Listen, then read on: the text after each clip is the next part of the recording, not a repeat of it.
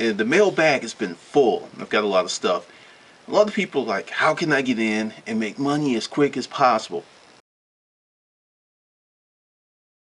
It takes a few years if they continue to, to work it and they continue to learn from their mistakes. So this whole notion of it's going to be like that. No, no, no, no. You may buy a unit and immediately make a lot of money. It's possible. But do not predicate your whole life on that. Really predicate it on going out, buying units, say spending $50 to $200, doubling, tripling, and quadrupling your money. That's more realistic. Also, I'm going to jump a little deeper into it because part of the reason is we live in a society that does not celebrate anything other than first place. What I mean by that, when I grew up, it was first place, second place, third place, fourth place, and there was ribbons, green, red, blue. We live in a culture now where if you don't come in first, what's the point? And I think that is disheartening and actually erroneous, and it creates a lot of despair with people because sometimes, the best that you're gonna do, you're just gonna come in third, fourth, second. That's just how it's gonna be. But the thing is, if you keep at it, you can eventually come in first. What I call it is part of the entitlement mentality. I breathe, therefore I deserve a lot of money. No, homie, you don't. You know when you'll deserve a lot of money? When your service equals the amount of money that you want to make. And that means the more people you serve, the more money you will make.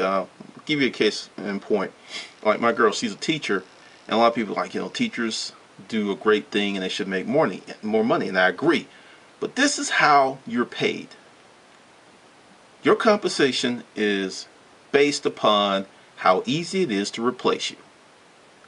The harder that you are to replace, the more money you would make, i.e. a Peyton Manning, i.e. a brain surgeon, i.e. a super elite physicist. The more specialized your knowledge is, the more that you do it better than anyone else, the more money you're going to make. Or if you do something common or pedestrian, if you serve a lot of people as quickly as possible and as efficiently as possible, i.e. Trash, these huge trash conglomerates, that's how you make money. So, just kind of step back and start thinking about what you can do to increase your service to the people that are in your neighborhood right now. Also, on this thing with success, I don't know when it changed, but making a lot of money is not the total sum of success. Sometimes doing the thing that you want to do with your life makes you successful.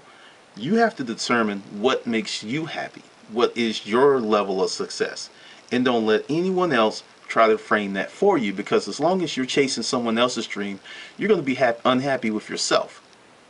Another thing I get is, there's a lot of people that want me to get back in the business, and that ship has sailed. They can't do it. One, I really enjoy what I do now. Also, I'm becoming better and better and better at it.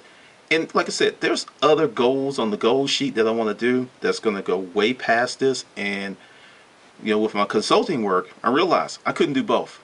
There's no way that I could be out there chasing units, writing books, uploading the blog, taking pictures, doing this, couldn't do it. Couldn't do it. If I was still in the business, that book, the first book, would still be in process. Partially, I will not be giving out trade secrets. That is one of the things, because I will tell you this story.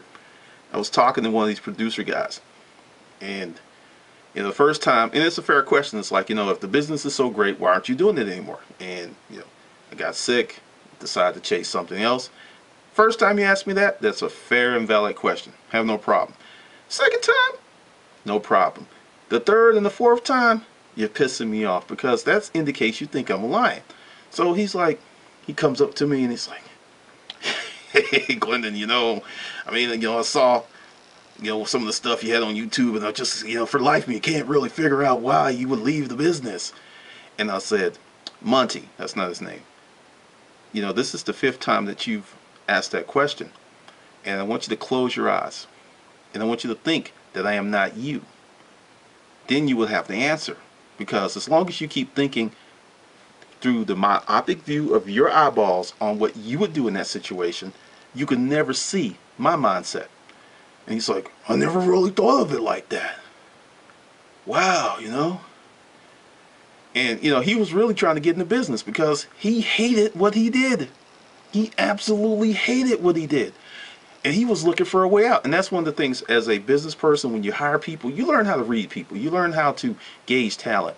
And you'll run into these situations where sometimes when people are asking you questions, they're not asking you to learn. They're asking you so they can figure out how they can get out of their spot in life. Because from what I understand, many people hate what they do. Not all. I love what I do. I mean, I'm up at 2 o'clock in the morning working on this stuff because I love it. And another thing, I can do this writer thing and creativity thing until I'm 95 years old. Actually, you know, if you're going to be in the storage business, I'm just going to, you know, this is a heads up. You need to develop a load team soon as possible. Because there's a lot of people, it's like, I'm going to keep it me, it's just going to be in the wife. You will literally wear yourself out. I've seen it. You will wear yourself out. So, you know, if you have any grand ambitions of being a large resale store, start building some contacts, networks, and building your team now. Because that's going to be, and I want you to think something else. Your biggest limitation is not going to be money. And everyone's like, oh, I don't have enough. No, that's not going to be your limitation. I can say it right now. Your biggest limitation is going to be space. That's going to be your number one limitation. You'll get more space. You're like, yeah, I'm got it. And it'll fill up again on you. So, for those of you who are thinking, oh, it's the money, it's the money. No. It's the space.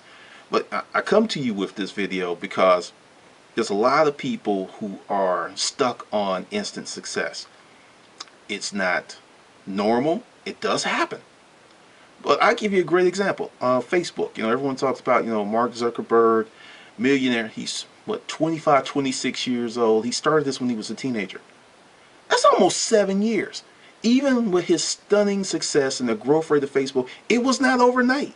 And there's been a lot of hiccups and a lot of mistakes and a lot of pissed off people and a lot of lawsuits. So even with his, you know, and is looked upon to be as, you know, like a shooting star. Dude got the skills that he needed to build Facebook when he was in high school. You know, if you really look at his experience level, he's probably been tinking around with code and stuff since he was like 9. So by the time he was at Harvard, he had like 10 years of experience that he was not getting paid for. That's very, very relevant.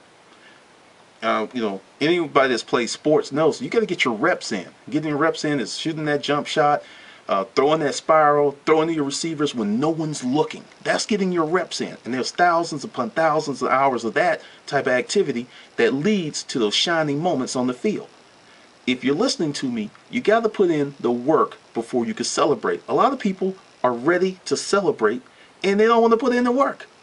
I get a lot of people, it's like, hey, you know, I'm doing this and I've got this network and I've got this affiliate program and you have all these people who follow you and it'd be great. Number one, I used to be that guy. Reading Entrepreneur magazine, going in the back, oh, I'm going to do this. Oh, this looks hot. I did not start being successful until I learned how to, one, focus on one thing at a time. If you're a jack of all trades and master of none, it's going to be damn hard for you to get rich because you're too dispersed, too freaking scattered, and you're not focused. You know, the sun is unfocused. What's the sun? It heats up the earth and everything. But a laser, which is also light focused, can cut steel. That's what you need to be. So if you're trying to do 18 different things and you've got I'm this behind your name, no wonder you're spinning your wheels. You're just too dispersed. You're just not concentrated. So if you're going to get into the storage auction business, I say, one, I don't care how much money you have, start off small. Buy a few units. See if you like it, because you're listening to the videos and you're seeing me and you're seeing some of the videos of the stuff I got and you're like, yeah, that's for me. There's a whole nother side of the business you have not seen. You need to experience that before you make any long-term commitments or pony up a lot of money. That's what I said. And a guy asked me, you know, he sent me an email, you know, he got an inheritance. He's got $100 grand. He's like, I was like, dude, find out if you like the business first. He's like, well, I'll take your webinar. I was like, no, no, no. Find out if you like the business first. Because he had never been to any auctions. He's just got this money. He's ready to, was it blowing money fast? And it's like, hey, slow down. Write out some goals. Figure out what you want to do before you even go out there. Because I'm telling you, a lot of you're going to go out there and, it's like, I don't like this. And there's nothing wrong with that. But you got to put in your reps. You've got to go out there. You've got to understand what you're getting yourself into. And this is not just for storage auctions. This is for anything. If you want to be successful, think, what can I do to make myself better? What can I do to serve more people? And you figure out those two things and really work hard, the money will come.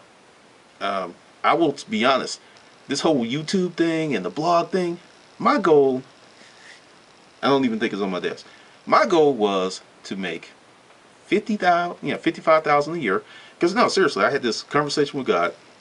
I want to be a writer and understand there's compromises and trade-offs. I know there's a very good chance I won't make the money I used to make. I understand that.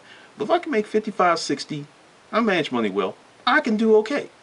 That was the goal. Make that. The videos were just a marketing tool to become a thing of their own. That was the goal. I wasn't looking. And as for the TV thing, I look at a lot of the stuff that happens to TV folks. Sometimes I'm like, man, you give up a lot for what you get. Because I looked at it and, I had a chance. My computer crashed. I can't show you the email I sent to the people. It's like, hey, essentially, if we can't do it this way, I'm not interested. And it's like, well, we can't do it that way. And that was the end of that. But I want you to understand, there's like 40 books in me. So this is just the beginning. Some people are like, oh, this is your shot. They don't know half of it. I just finished up this really trashy novel. Really trash. Had a lot of fun writing it. And next year there's some more stuff that's coming out that has nothing to do with storage auctions. And, it's like the story of the three princesses of Serendip. I'll do another video on that because that's too long. But essentially, sometimes doing what you're doing right where you are is the best thing for you. Because one, I'm happy as heck. I have not been this happy in a long time. Because, understand, when you're making money, everybody likes you. You have a business, you're dating people, oh, he's an entrepreneur. It sounds good. It rolls off the tongue well. When you're a writer, oh, he's a writer.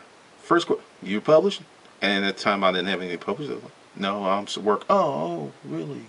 Buster? I mean, seriously, that's how it was. And once I got those books on Amazon, it was like, oh, okay, he's for real. He's not full of shit like I thought he was. Oh, man. And that's the deal. Until you realize where you want to be, a lot of people are going to think you're full of crap because it's very easy to say, I want to do this. I want to do that. But when it's 12 o'clock at night, you've got the truck at the dock door, your bones hurt, and you got to unload that bitch and price that stuff and put it in your sales channel, at that point, that's when you will know that, hey, I can do this.